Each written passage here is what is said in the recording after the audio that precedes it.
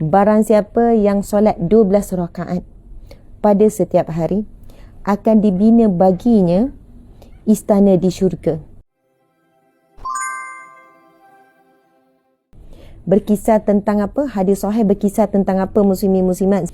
Berkisah sahabat Nabi nak menemani Nabi di syurga. Nabi jawab, banyakkan sujud.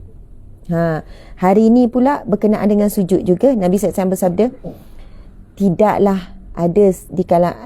seseorang itu bersujud, melainkan setiap kali sujud Allah menaikkannya satu darjat dan Allah menggugurkan satu dosa. Jadi kita perlu memperbanyakkan sujud melalui cara apa? Memperbanyakkan solat. Dan saya sedang berkongsi tuan-puan sekalian, solat sunat yang disebut dalam hadis yang sahih. Nabi bersabda, barang siapa yang solat 12 rakaat pada setiap hari, akan dibina baginya istana di syurga. Allahu Akbar. Dan Nabi SAW mendetailkan tentang 12 rakaat itu solat apa, iaitu solat qabliyah dan ba'diyah. Solat qabliyah dan ba'diyah, iaitu solat sebelum solat fardu dan selepas solat fardu. Dimulai dengan 2 rakaat solat subuh.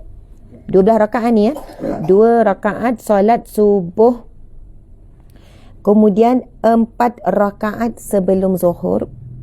Kemudian 2 rakaat selepas zuhur. Kemudian 2 rakaat selepas maghrib. Kemudian 2 rakaat selepas isyak. Cukup tak 12? Cukup 12. Saya sebut lagi sekali. Jika sahih, sebut sahih. Sebab saya takut tertukar juga ya. Siapa yang tahu? Okey. Siapa yang nak rumahnya di syurga? Siapa yang nak Allah bina istana di syurga? Siapa yang nak, muslimin muslimat? Rumah di dunia tidak ada tandingan dengan walaupun sekecil-kecil rumah di syurga. Tidak ada tandingan. Sebab di syurga tidak ada rumah yang kecil. Semua bos, semua hebat tak tergambar. Semua nak. Jika benar kita nak istana di syurga, ini adalah tawaran daripada Allah melalui hadis Nabi yang sahih, yang tidak ada keraguan padanya. Dan janji Allah maha benar. Janji manusia belum tentu. Tapi sebenar-benar janji adalah janji Allah dan janji Rasulullah. Apa janji Allah melalui hadis Nabi ini? Barang siapa yang menunaikan 12 rakaat solat sunat setiap hari, dan dimaksudkan solat sunat itu ialah Nabi menyebut akan dibina rumah ataupun istana di syurga.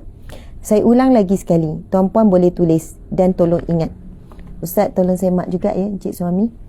Okey, 2 rakaat sebelum subuh. Alhamdulillah tadi, kalau siapa yang dah mula solat sunat 2 rakaat sebelum subuh tadi, itu pun besar dah pahala. Kan Nabi bersabda, sesungguhnya 2 rakaat sebelum subuh, pahalanya ataupun apa yang Allah ingin berikan, manfaatnya, melebihi daripada dunia dan isinya. Dunia dan isinya. Subhanallah. Melebihi dunia dan isinya. Tuan-puan faham ya? Nabi SAW bersabda 2 rakaat solat sunat sebelum subuh. Dah lepas azan, kena lepas azan subuh, dah masuk subuh dulu ya. Jangan pula sementara tunggu azan subuh solat sunat 2 rakaat sebelum subuh. Itu belum lagi. Bukan masa lagi tu. Dia kena azan subuh dulu, niat solat sunat sebelum subuh. Ustazah macam mana niat? Tak bahasa Arab pun tak apa. Nawaitu sunnatan usalli sunnatan qabliyah subuh. Dan subhanallah, Allahu Akbar. Muslimin muslimat dimati Allah sekalian. Bahasa Melayu je lah. Minta maaf ya. Saya ni masih lagi dalam proses memulihkan tenaga. Kepenatan tu bersambung-sambung. Allahu Akbar. Muslimin muslimat, 2 rakaat sebelum subuh pahala pun dah sangat besar. Nabi SAW sebut nilai 2 rakaat solat sunat sebelum subuh tu melebihi daripada segala dunia dan isi. Kalau kita kata dunia ni, kalau kita dapat, kita ada emas sampai 10 kilo ke 100 kilo ke, solat sunat 2 rakaat sebelum subuh itu melebihi daripada nikmat tu. Macam mana kita nak rasa, kita buat istiqamah, kita akan rasa dunia ini tidak ada makna. Walaupun Allah berikan kita harta, Allah berikan kita kedudukan, Allah berikan kita apa saja, kita tidak akan terkesan dengan dunia, sebab dalam hati kita ada melebihi daripada dunia dan isi. Allah berikan kita istiqamah, Allah beri kita keikhlasan, Allah beri kita kekuatan untuk menghadapi ujian, hasil daripada istiqamah solat sunat 2 rakaat sebelum subuh. Sebab Nabi bersabda, subhanallah, solat sunat sebelum subuh 2 rakaat saja. Kalau baca yang wajib-wajib dia 2 minit saja ataupun 3 minit. Kedudukannya, nilainya melebihi daripada dunia dan isi. Saya cuma nak bacakan Nabi SAW bersabda, subhanallah, Allahu Akbar. Ini hadis sahih Muslim. Hadis sahih Muslim. Ni saya baca ya. Mungkin ada orang tak percaya. Betul ke ni Ustazah ni? Okey, ini saya buka Mufti Wilayah Persekutuan. Ma min abdin muslimin yusallillahi kulla yaumin sinta ashrata rak'atan tatawu'an ghaira faridah illa banallahu lahu baitan fil jannah. Tidaklah seorang hamba muslim mengerjakan solat kerana Allah dalam satu hari 12 rakaat sebagai solat sunat dan bukan fardu, melainkan Allah akan membangunkan untuknya sebuah rumah di syurga. Subhanallah. Ataupun sebuah istana. Hadis yang lain Nabi SAW bersabda, barang siapa yang mengerjakan solat sunat sebanyak 12 rakaat dalam sehari semalam akan dibangunkan sebuah rumah ataupun istana di syurga. Iaitu Nabi menjelaskan dalam hadis yang kedua ni, Nabi jelaskan 12 rakaat itu adalah subhanallah 4 rakaat sebelum zuhur, 2 rakaat setelah zuhur, 2 rakaat setelah maghrib, 2 rakaat setelah isyak dan 2 rakaat sebelum subuh. Tadi kita mula dengan subuh kan, muslimin muslimat. Jadi 12 rakaat yang disebut dalam hadis Nabi yang akan dibinakan istana ataupun akan dibinakan rumah di syurga ini ialah 2 rakaat sebelum subuh, 2 kita buat macam ni. 2 rakaat sebelum subuh, kemudian 4 rakaat sebelum zuhur, kemudian 2 rakaat selepas zuhur. Jadi zuhur tu ada 6 rakaat. Campur solat zuhur jadi 10. Solat zuhur tu ada 10. 4 rakaat sebelum, lepas tu 4 rakaat zuhur, lepas tu 2 rakaat pula. Jadi 10. Hebat ni. Bukan mudah. Lepas tu 2 rakaat selepas maghrib, kemudian 2 rakaat selepas isyak.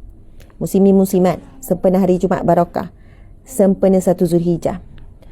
Kita cuba buat. Dapat sekali seumur hidup pun jadilah. Dapat buat seminggu sekali jadilah. Tak dapat sebulan sekali. Tak dapat sebulan sekali, setahun sekali. Tak dapat seumur hidup sekali. Boleh tuliskan ya, ini hadis yang sahih. Allah akan bina rumah atau istana di syurga dan tidak ada janji yang lebih benar melainkan janji Allah, dan Allah menyampaikan kelebihan ini melalui Nabi Muhammad SAW dalam hadis yang sahih. Allahu Akbar. Okey. Jadi muslimin muslimat, kita telah pun selesai membacakan hadis yang ke-13 dalam susunan bab mujahadah, dan ia merupakan hadis yang ke-107. Subhanallah, Allahu Akbar. Jadi, apakah hadis yang kita bacakan? Sebab saya tengok ada yang baru masuk. Kan sekarang ni dalam hampir 4K campur ni 2.2K. Jadi semuanya 4 campur 2 berapa Ustaz? 6. Ada lebih kurang dalam 6K. Subhanallah, muslimin muslimat, kita membicarakan tentang bab sujud. Ia berdasarkan hadis Nabi yang semalam kita baca dan hadis hari ini, yang mana Nabi bersabda pada hadis yang kita bacakan hari ini, barang siapa, Nabi SAW bersabda, tidaklah seseorang itu bersujud melainkan Allah menaikkannya 1 darjat. Jangan bayang 1 darjat 1 tangga ya. 1 darjat ketinggian untuk 1 darjat itu teramat tinggi, tidak tergambar dengan fikiran kita. Subhanallah. Mungkin kena bagi phone untuk dia orang tengok. Sorry ya. Ustaz. Ini encik suami. Okey. 1 darjat dan menurunkan dan mengampunkan dosa, 1 dosa.